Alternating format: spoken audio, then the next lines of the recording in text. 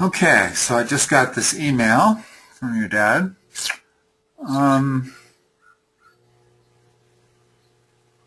What would be a good first step on this problem number 2? When it says what function is this table representing, what should we do to figure that out?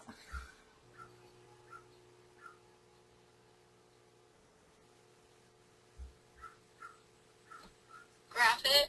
Yeah. Let's see if we can find out more information by plotting some of these points. Okay. Well, this is 1, 2, 3, 4. And the y-axis will make this 100, 200, 300, 400. Okay, what's the first point that I can plot on there?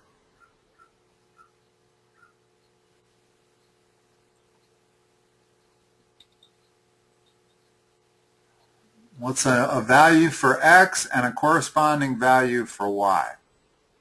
Where are you doing? Are you doing number 2? Yeah. Oh, okay. 100. Okay, so this is 100 on the x scale. In other words, there's that point, 1 comma 100. What's another point? 250.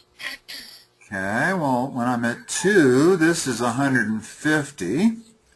Another one? 250. Which is right there. And the last one? 400. Okay. What function is this table representing? Well, let's see. It's not a linear function. Those do not form a straight line. It kind of is, let's see, when I go from 1 to 2, I go up 50. When I go from 2 to 3, I go up 100. And when I go up from 3 to 4, I go up 150. So this looks like a curved line, kind of going like that. What function is this representing? Well, an exponential function. Have you had exponential functions? I'm not sure. I don't think so. All right. Let's look at the next question here. Based on the pattern in the table, what is the commission of selling 5 cell phone plans? In other words, if we were to extend this graph to where x equal 5, what would y be?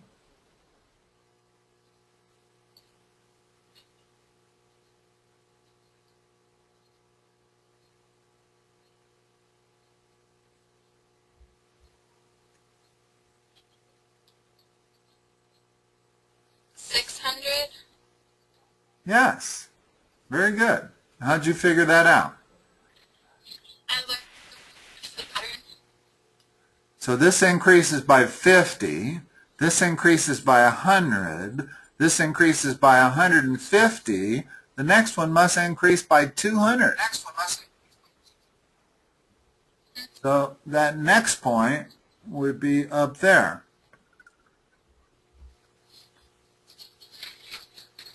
The formula, okay, here's a completely different problem.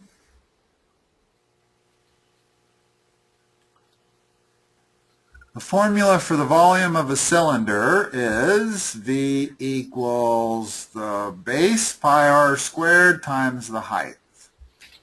What function is this equation representing? Explain how you know.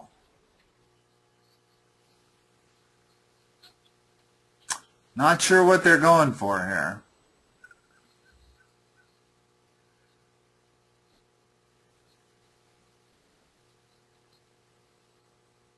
What function is this equation representing?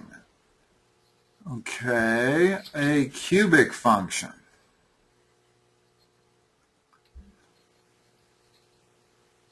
Because h is going to be multiplied by r, so that you have two variables. I don't know what they're looking for here. This is one of those bizarre questions where they want some sort of a answer, and I don't know what they're looking for.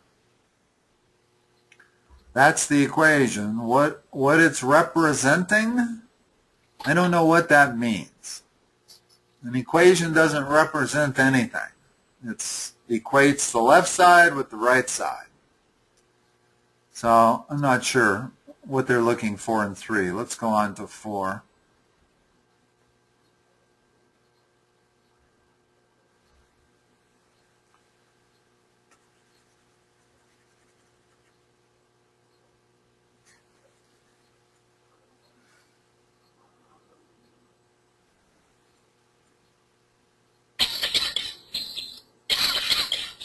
Okay, what would an equation be?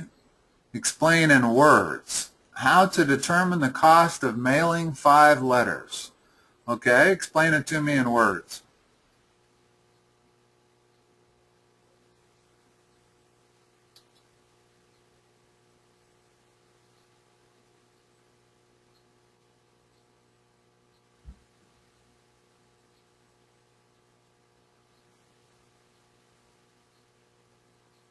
Let's say the first letter weighed 2 ounces. How much would it cost?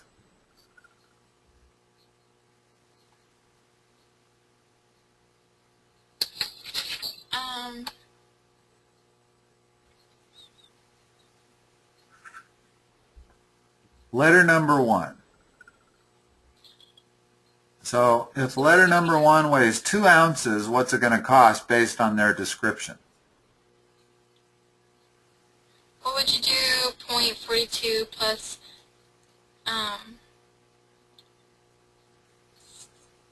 just 0.17? Yeah, because the first ounce is 0.42, and that leaves 1 ounce to go, so it's that. Okay, let's say the second letter weighs 2.1 ounce. What's its cost going to be?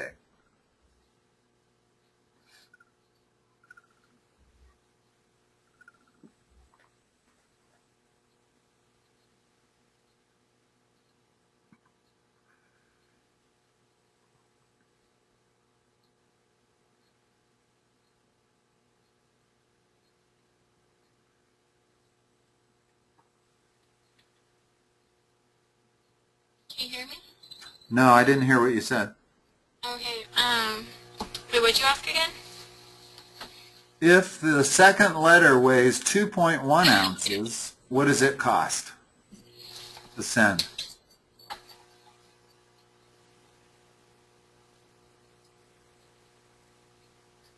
Like each letter is 2.1?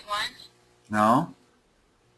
This is looking for an explanation in words to determine the cost of mailing 5 different letters.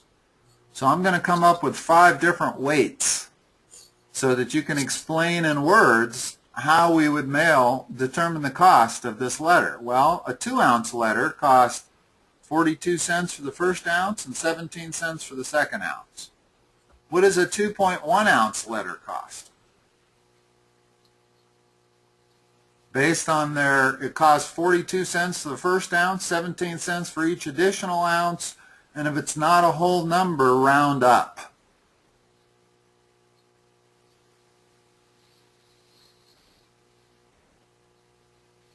So a 2.1 ounce letter? Wait, I'm confused. Okay. A 2.1 ounce letter, we would have to pay 42 cents for the first ounce. But then we would have 1.1 ounces left over. Well, we have to round that up. So there's really an additional 2 ounces. Each additional ounce is 17, so it would be 0.17 times 2. Okay, so 2-ounce letter costs 59 cents to send, but this 2.1-ounce letter costs 76 cents to send. What does a 4-ounce letter cost? Well, wouldn't you have to find like 1/17th? No. If the letter's weight is not a whole number, round it up. So when I had a 2.1-ounce letter, I had to round it up to 3 ounces, basically, and go through the calculations based on a 3-ounce letter. So let's do it for a 4-ounce letter. What's the cost of a 4-ounce letter? Well, you do 40.42 plus 0.17 times 3. Or times 4 minus that first ounce. Right? In other words, we're trying to come up with a standard. So let's take one last letter. Let's make it 4.2 ounces. And what's it going to cost?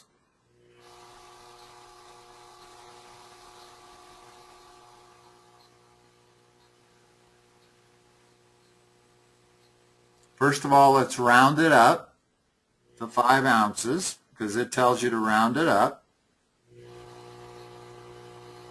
So what's a 5-ounce? So what's a 5-ounce letter cost?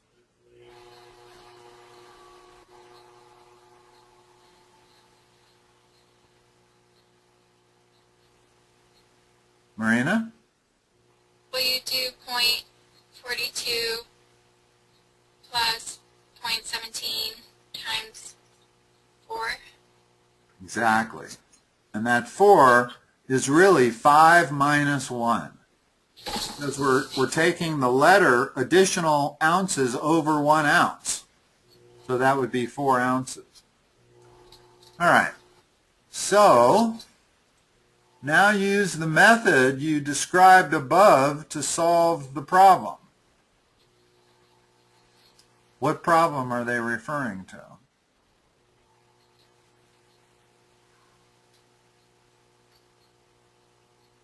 Can't solve it. They haven't given us the weight of these 5 letters.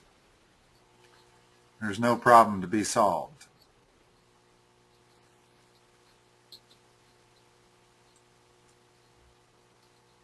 Well, then how would you explain it? The question makes no sense. In other words, the first part does. Explain in words how to determine the cost of mailing 5 different letters. But they don't tell you what those letters weigh. In other words, I was making up weights as I went along. I made up the first weight was 2 ounces, the second weight 2.1 ounces, and so forth. The cost of sending a letter is determined by its weight. Well, I think it just wants to say, like, you do 0.42 cents plus 0.17x. Okay. So it would be 0.42 plus 0.17 times x minus 1. X being the rounded up weight of the letter. So this is the method that we're going to solve for the cost of any letter. We're going to take its weight. We're going to round it to the nearest ounce up, always. In other words, 4.2 rounds to 5. And then we're going to apply this formula to determine its cost, with x being the rounded up weight of the letter. So that's the method we're going to use to solve a problem that they haven't given us, but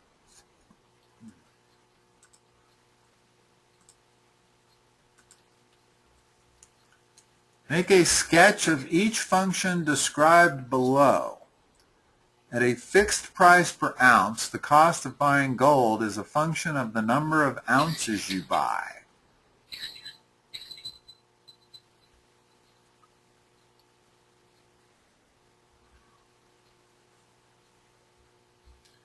Okay, I'm going to make X equal the number of ounces that we buy.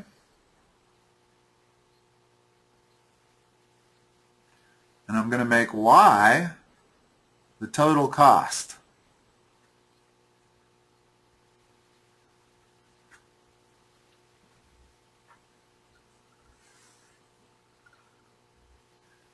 So when X is 1, the price of gold is that, whatever that is.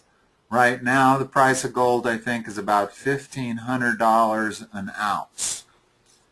So if you buy 1 ounce, you pay $1,500. If you buy 2 ounces, what are you going to pay?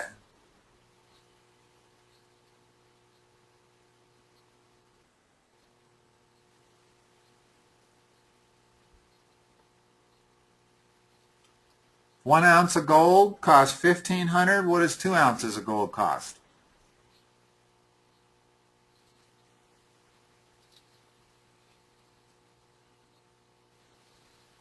Marina? Hello? Can you hear me? If 1 ounce of gold costs $1,500, what does 2 ounces cost?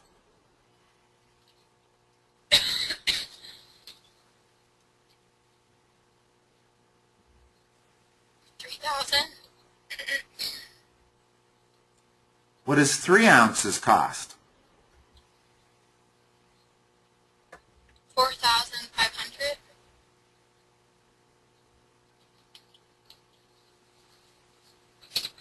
So there's the function. Number 5, right? Yeah, 5a. So there's the function we're dealing with.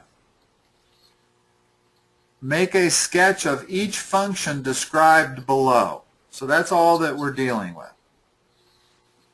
Now, they didn't give us the cost of buying gold, but we know that whatever it is, maybe it's $1,600 instead of $1,500.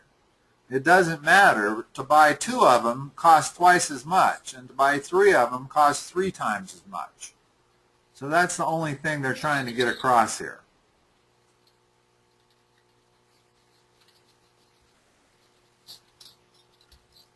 The height of your head above the ground as you ride a Ferris wheel is a function of the time since you got on. Where are these problems coming from? I have no idea. Is this from your teacher? Yeah.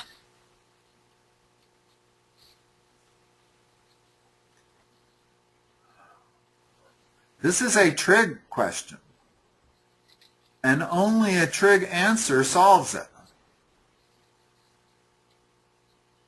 Believe it or not. It's not going to be a function that we can plot. Well, I guess it is, now that I think about it. But it's going to plot kind of funny, not like anything you've seen. It's going to plot like a sine wave. Have you ever seen this curve? I've seen it, but we haven't learned about it. Okay, well, y is going to be the total height, and x is going to be the time since you got on the Ferris wheel. In other words, at time 0, the height of your head above the ground is 0. You haven't gone up yet. At 1 second, you're on your way up. At this point here, you reach the height, the maximum height above the ground that you're going to get, and then you start going down. And then you reach ground level again. And then if the Ferris wheel is like this, where you get on here, it's a sine wave is what it is. And this is a good drawing of it. That is a sine wave. I have no idea why you're getting sine waves at this point, but let's go on. The total cost of operating a lemonade stand is a function of the amount of lemonade sold. Okay. What is my x-axis going to be, and what's my y-axis going to be? I think maybe that's what they're trying to get you to see here.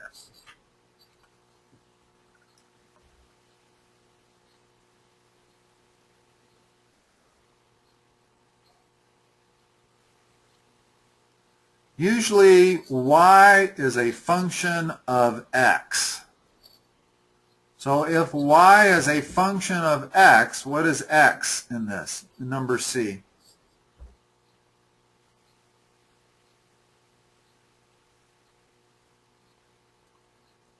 The amount of lemonade sold. That is the horizontal axis, because they're saying that the cost of a lemonade stand, which we're going to let be the y-axis, the cost of the lemonade stand is a function of the amount of lemonade sold. In other words, if I sell 1 cup of lemonade, it's going to cost this amount. If I sell 2 cups of lemonade, it's going to cost a bigger amount. If I sell 3 cups of lemonade, it's going to cost a bigger amount to run the stand. Now, they don't tell us whether this is linear or curved. Could be either one. I don't think they care. I think what they're trying to get you to understand is a relationship between a dependent variable and an independent variable. In this example, the independent variable is this. Usually x is the independent variable. And depending on what x is, that's what y is. In other words, y is a function of x. Or in this case, the cost of operating a lemonade stand is a function of the amount of lemonade sold. So the x has to be the amount of lemonade sold. The y has to be the cost of operating a lemonade stand. Okay? The profit from operating a lemonade stand is a function of the amount of lemonade sold. So tell me what the x and the y-axis is here.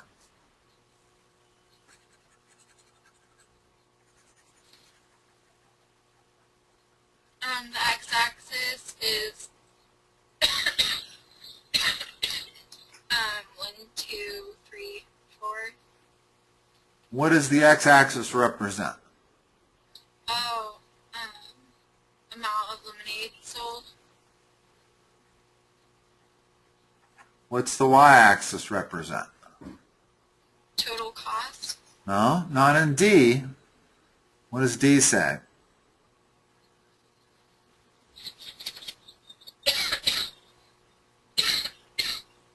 Profit. Okay, that's the profit. That's different than the total cost. Notice that profit is cost or sales minus cost. So this is something different altogether, the profit.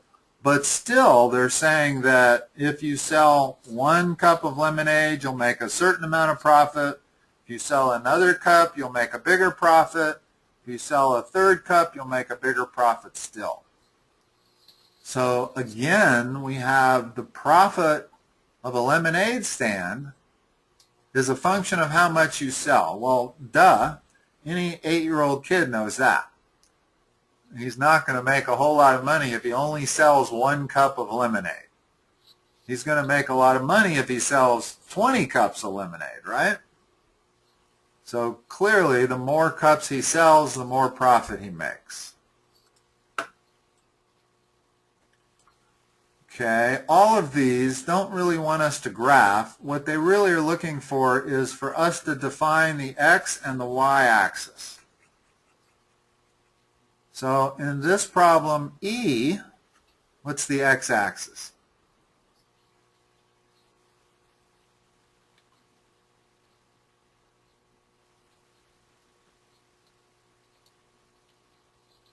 For Uh-huh. Um,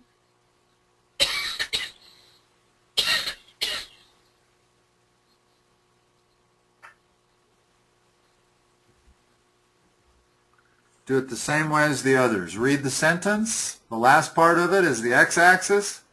First part of it's the y-axis.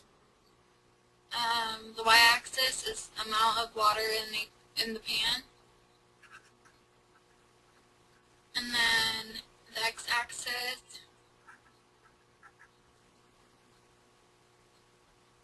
is the time the burner is on high. The time that it's been on. In other words, this is a slightly different function, notice. That the amount of water left in the pan starts out big when the burner's just been turned on, but after the burner's been on for 2 seconds, the amount of water left is less because some of it's boiled away. And when the burner's been on for 3 minutes, the amount of water in the pan is less still. And so if I wanted to make a function, it would look something like that, where the amount of water in the pan decreases as the amount of the time that the burner is on. In the same way that when you cook, that's exactly what happens. Water boils away out of a pan. The height of a ball that is dropped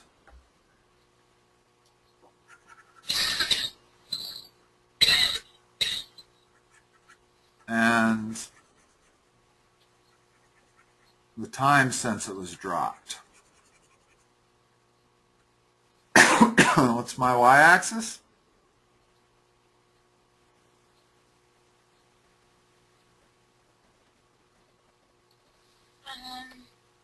Height of ball dropped from, or the height the ball was dropped. We'll call it the height off the ground. Where does this begin?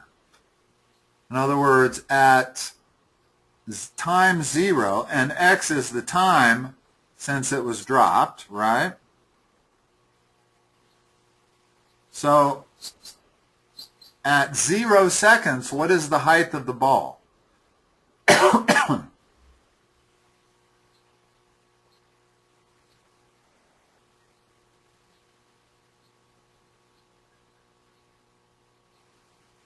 What's the height of the ball before it's dropped?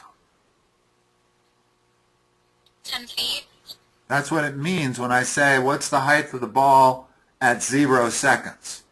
That is the height before it's dropped. So this point is on the curve.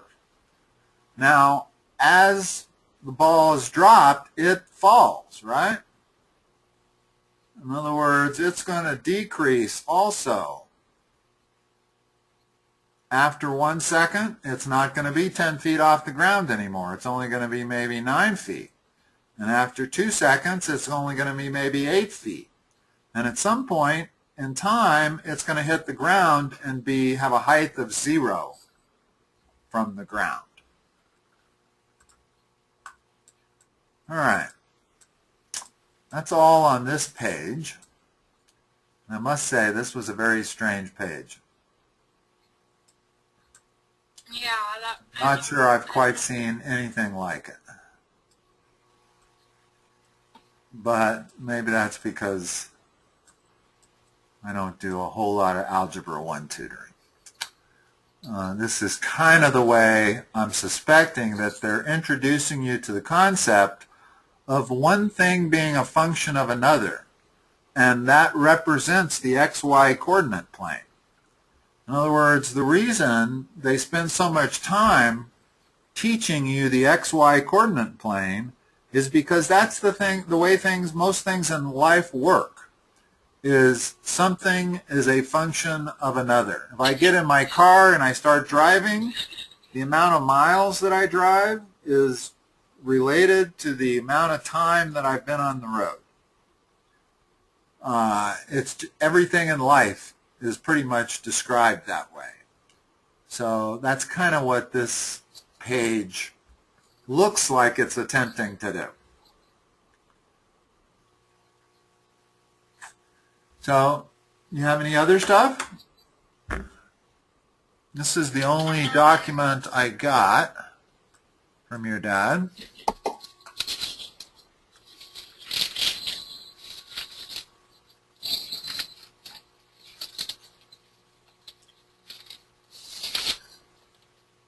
Oh yeah, I have another one. Another page, or is it something you can verbalize? Well, it's kind of like story problems, and it might be Okay. hard to describe, but I could email it to my dad so he could email it to you really quick. Okay. You can just email it to me direct if you have a cell phone camera. Okay, yeah, I do.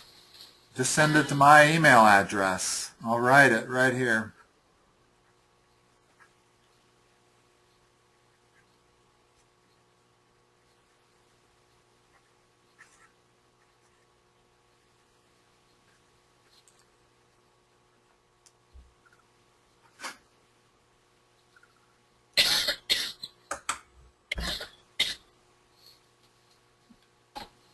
It's a nasty cough. Do you have a cold, or is that allergies? I'm not sure. I think I'm getting a cold. Mm.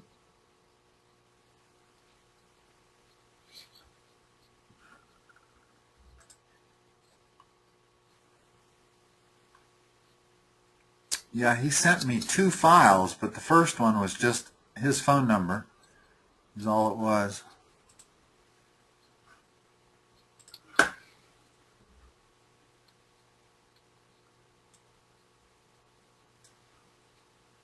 Do you want me to send it in small or medium size? Try medium. Okay. Because I know the bigger it is, the longer it takes. Okay. But it should be... If it's just one page, it won't take that long. And probably the bigger it is, the more readable it is also. That's my guess. That's funny. You must have an iPhone. I have the iPod 5. Oh, okay. Because yeah, when I go to take pictures and send them, I don't get that option of small or big. Yeah, I got it.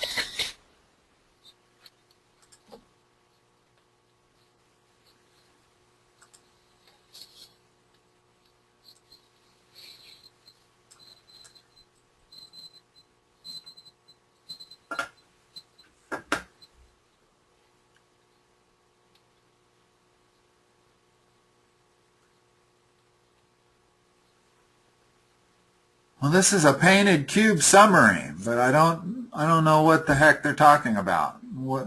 It's referencing another problem that I haven't been given. I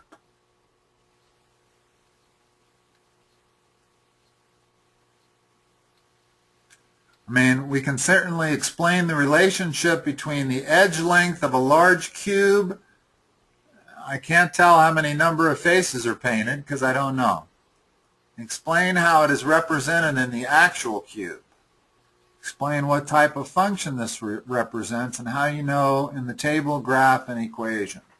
So what's the painted cube problem? It doesn't say here.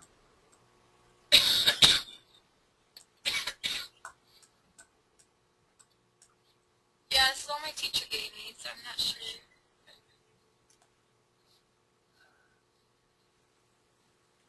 Well, let's talk about a cube.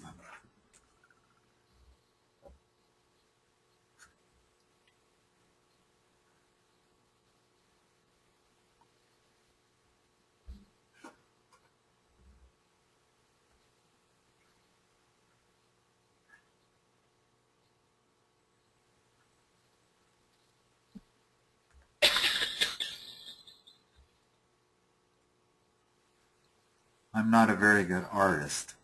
That's not a very good representation of a cube, but it kind of will do. This is one face, this is another face, this is the third face that we can see, and there is an equal and opposite face on the other side of the cube for each one of these faces.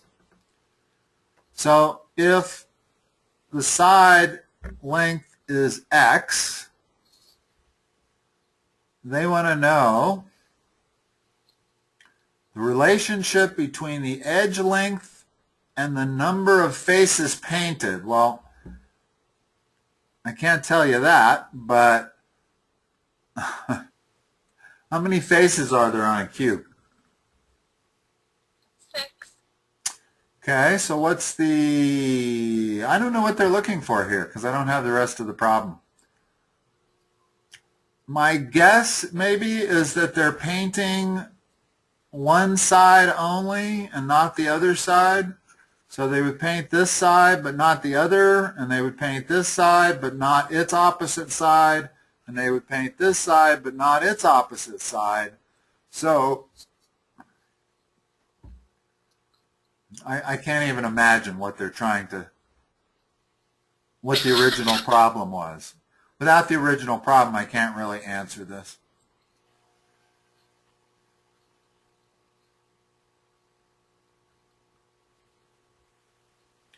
If I was talking surface area, then the surface area of each face would be what? You haven't even gotten the surface area yet. So I'm not quite sure what they're trying to get at here.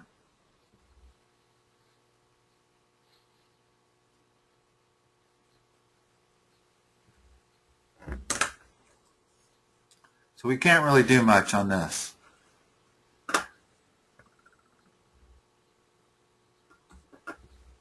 You see why I'm having a problem? Yeah.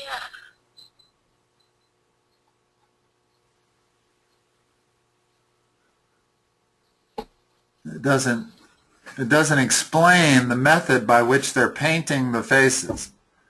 And then it wants me to explain the relationship. Well, I don't know the method, so I can't really do anything more with this.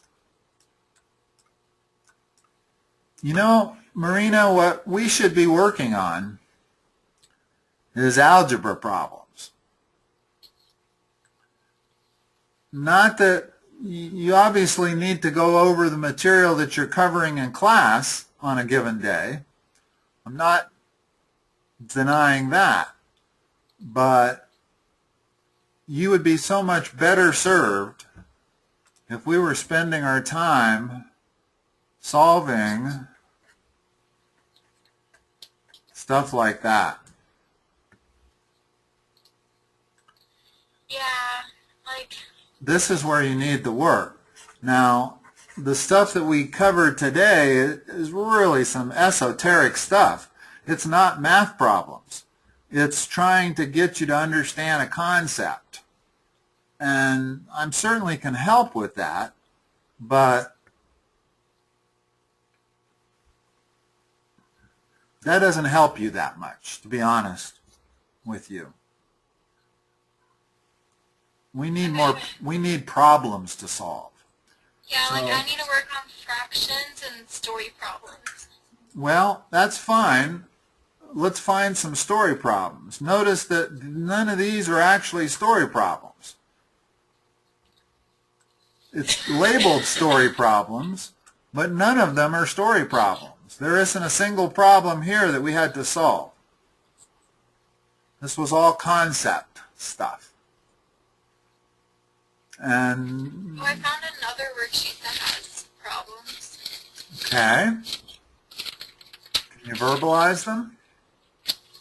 Yeah, so it says graph the function, describe the domain and range, and compare the graph to the graph of y equals x squared. Okay. So there's the parent function. Let's graph that. What's the graph y equal x squared look like?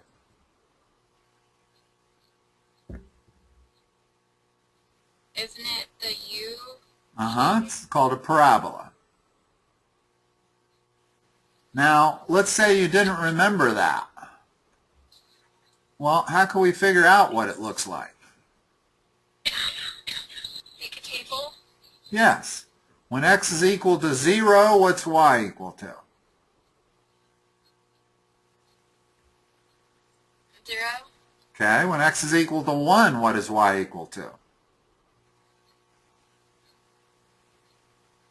1. When x is equal to 2, what is y equal to? 4. When x is equal to 3, what is y equal to?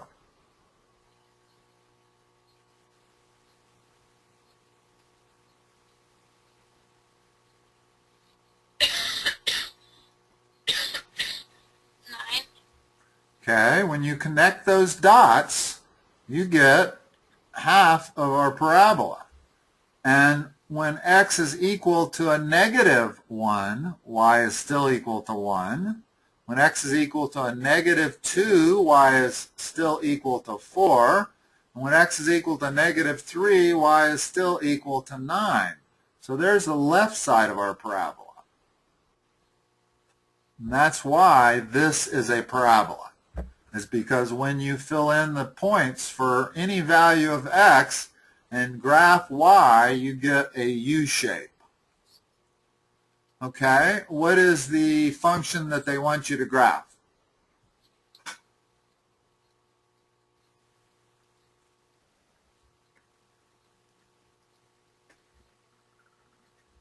What's the first one they want you to graph? Y equals 3x squared minus 6x.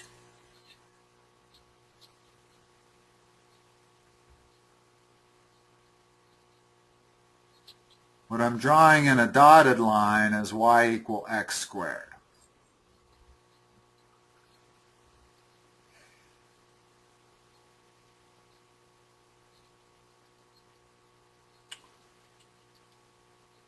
How do you have any idea how you would graph this one?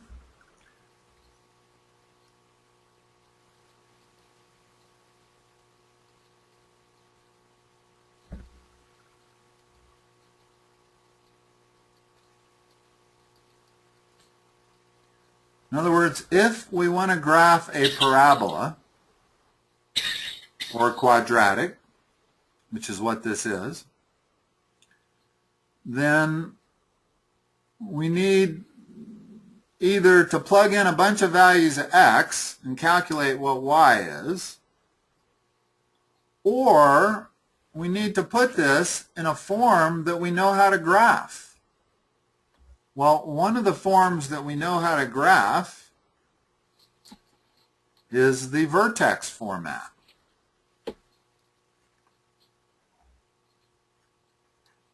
Which looks like that. Familiar with that? Yeah. Okay. I think So so. our goal is to put this into this format. Once we get it into this format, it'll be really easy to graph because h and k will be the vertex. This point right there. Well, don't you also do negative b over 2a? Well, yes. That will give you the x-coordinate of the vertex, and it'll also give you the y-coordinate. We can do it that way if you're more comfortable with that. That might be the way you've been taught. So the vertex x-coordinate is equal to what? Negative b over 2a. Which in this case is what? 6 over 2 over 6. So the x-coordinate is 1, which means our parabola is going to be centered about that vertical line. It's going to be symmetrical about that line. But we still don't know where the vertex is. So how do I get the vertex? Plug in. How do I get the y-coordinate of the vertex? Yeah. Okay, so you plug in 1 into this equation, and what is y equal to when you plug in x for 1, or 1 for x?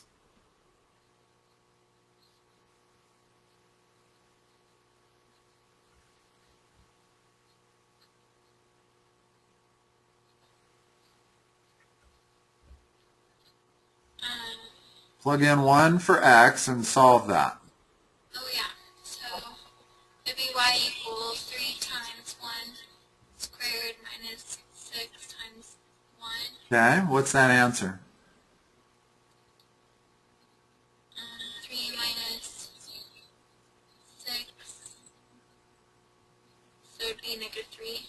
Okay, so the y, in other words, there's our vertex. That vertex is at an x coordinate of 1 and a y coordinate of minus 3. So we know this is the vertex. And it's going to go up, so it's going to look something like that. Although we don't really have a good feel for the shape of it, because the only thing we've really figured out is where the vertex is. So from the vertex alone, I cannot tell whether this is a skinny parabola or a fat parabola.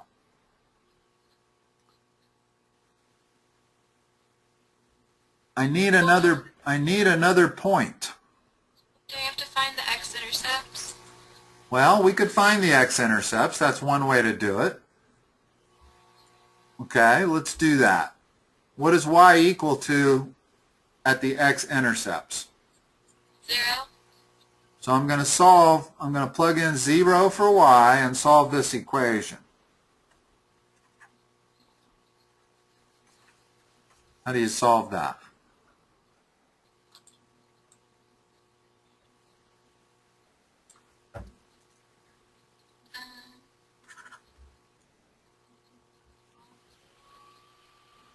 I'll give you a hint, factoring.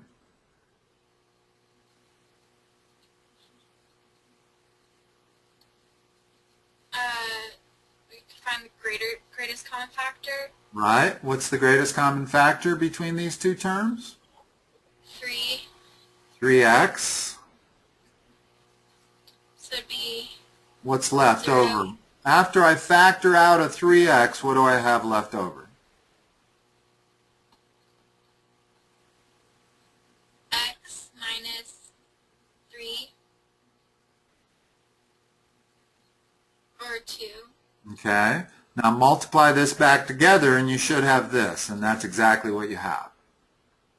So if 3x times x minus 2 is equal to 0, what are the values for x that make this true? What do you mean? Well, solve this equation.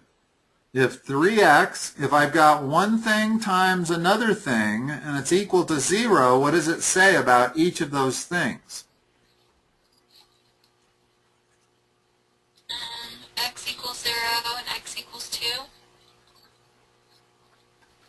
Okay, now we can graph our parabola, because I know it goes through the point 0, 0, and I know it goes through the point 2, 0.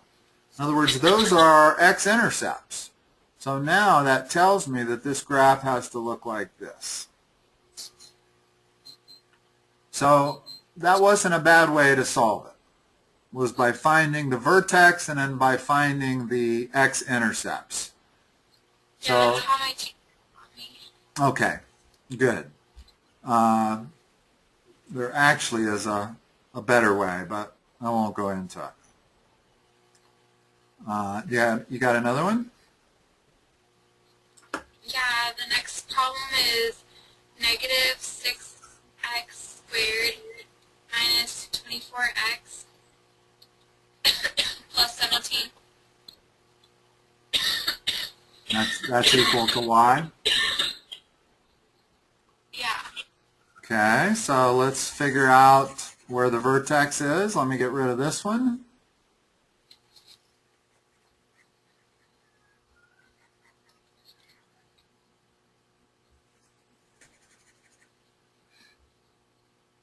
So what's the x-coordinate of the vertex?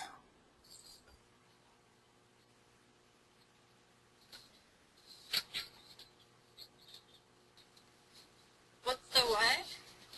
What is the x-coordinate of the vertex? In other words, it's not the whole vertex.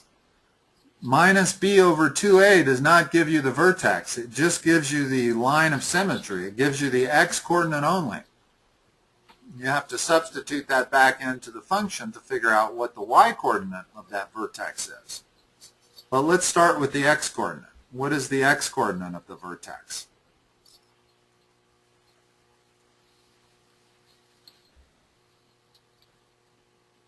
What's minus b over 2a for this? 24 over 12.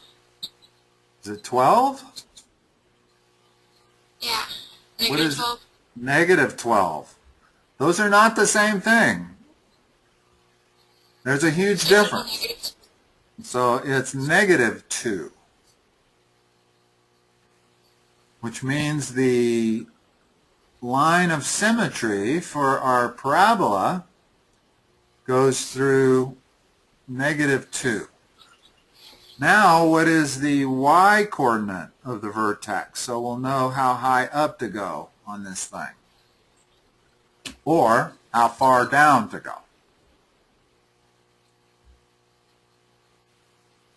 So read it out. What am I going to do? How do I figure out the y-coordinate? Plug in negative 2 for x.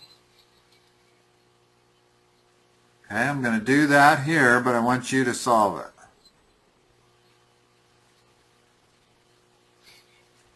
Okay? Okay, so it's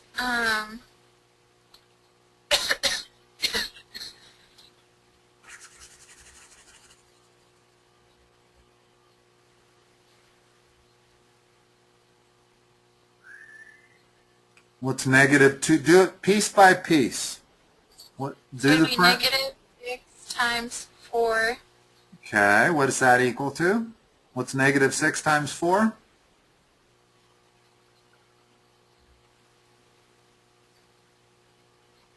24. Negative 24. Negative 24. That's this part. What's this part here?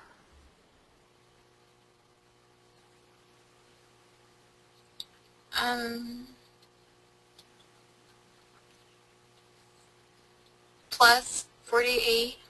Good. And the last part is plus 17. So this is plus 24 plus 17 is 41.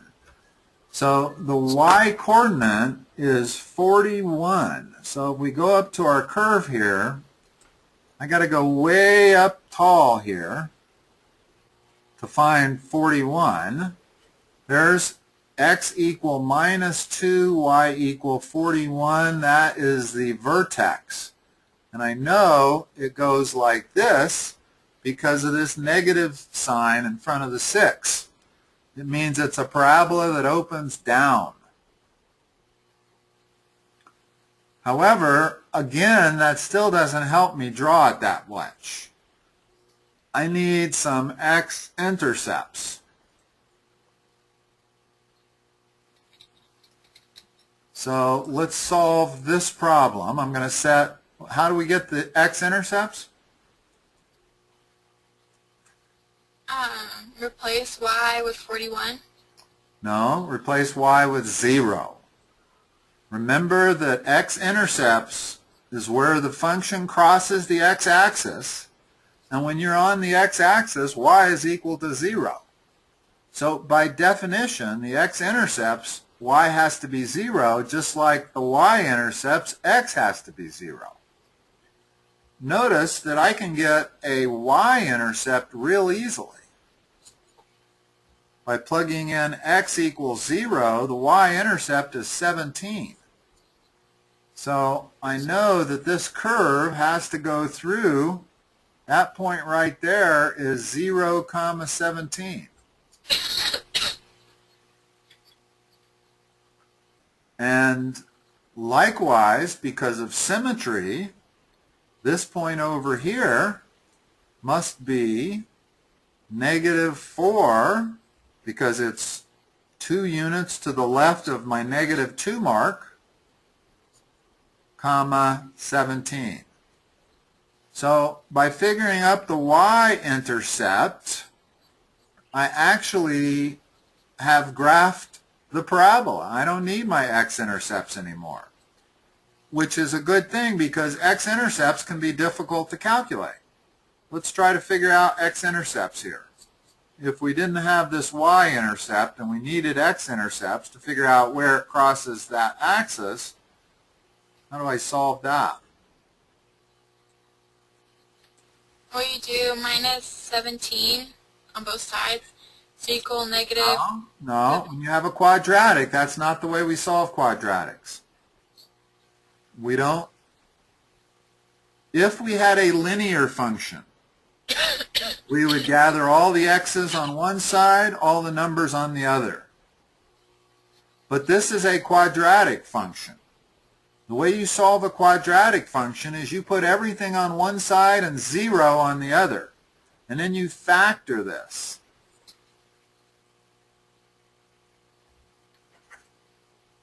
Well, in order to factor this, I would like this coefficient to be positive. So the first thing I'm going to do is divide both sides by negative 1. And that'll give me 6x squared plus 24x minus 17 equals 0.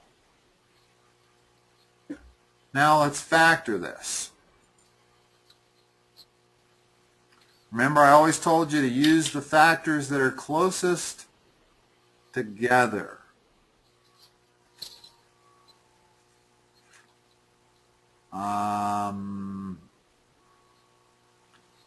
Okay, so we'll try 3x and 2x. 17 doesn't have many factors. It's got to be plus 17 minus 1. That doesn't work. Plus 17 minus 1. This doesn't even factor nicely. This requires the quadratic equation to factor. So I'm sure that they did not want you to have to do that on this problem. So I'm not sure what their intent was here, but since it's 3:30 and I got another session at 3:30, I need to go. Okay, well, thank you. Okay, Marina. Let's see. I'm seeing you again. Not this week. Not until next week. Okay. Talk to you later.